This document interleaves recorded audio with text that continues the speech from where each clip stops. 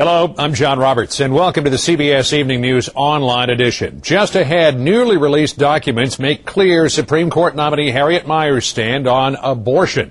Gloria Borger's got details on that. Also, on the eve of Saddam Hussein's trial, Lara Logan will show you exactly what he's charged with.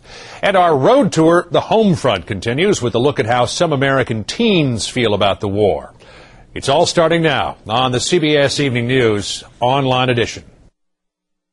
Many Democrats and Republicans alike have been scratching their heads about Supreme Court nominee Harriet Miers, wondering where she stands and complaining about the lack of a paper trail. Well, tonight, some paper that shows Miers' position on one of the most contentious issues she'll face at her confirmation hearing.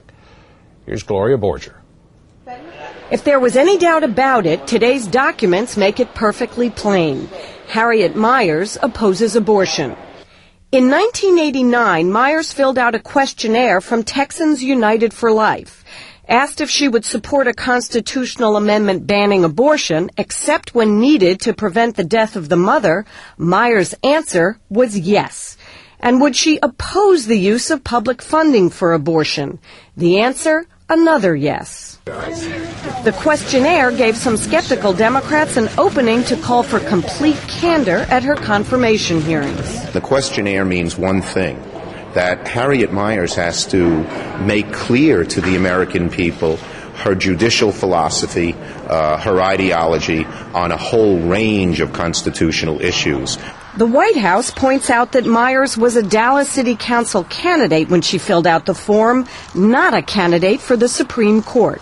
What we take that to be is a candidate expressing her views during the course of a campaign. The role of a judge is very different from the role of a candidate or a political office holder. Miers herself, in written answers to questions submitted by the Senate Judiciary Committee, stressed her own distaste for activist judges. Humility and self-restraint require the judiciary to adhere to its limited role, she wrote, echoing John Roberts' call for humility at his confirmation hearings. Judges have to have the humility to recognize that they operate within a system of precedent. Miers, who ran the search for Roberts, also revealed that she declined to be considered for the first court vacancy. But the second time around, she wrote, individuals at the White House began considering me as a potential nominee without advising me. After 4 meetings with the president, she was offered the job. Miers' abortion questionnaire was welcome news for some conservatives, but it also gave Democrats the ammunition they may be looking for to oppose her. John? The veil pulled back just ever so slightly. Gloria Borger in Capitol Hill. Gloria, thanks. You could call it the trial of the century, and in Iraq, at least, it's likely to be just that. Tomorrow, in the fortified Green Zone in the heart of Baghdad, Saddam Hussein goes on trial for one of several massacres he's accused of ordering against fellow Iraqis. If convicted, he faces the death penalty. Lara Logan is in Baghdad tonight.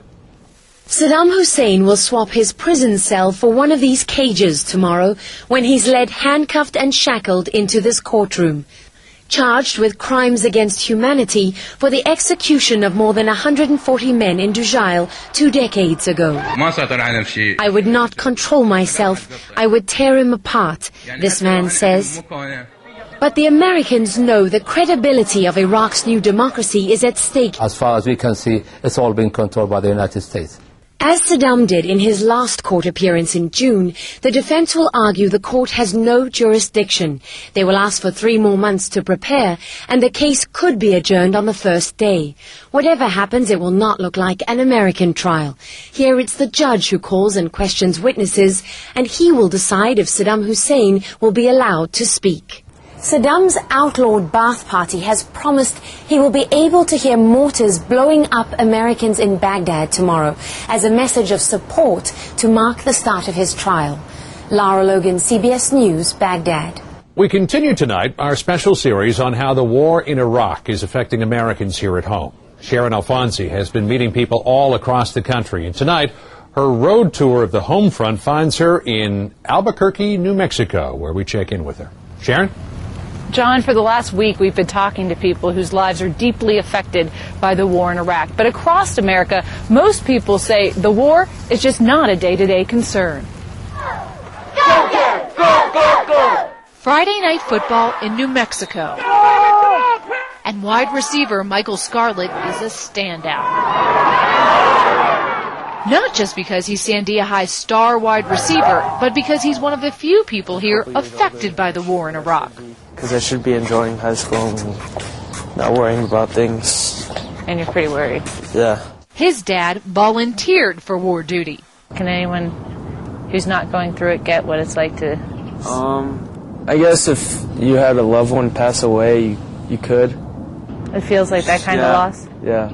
Raise your hand if you have a father or a mother or brother or sister who's serving right now.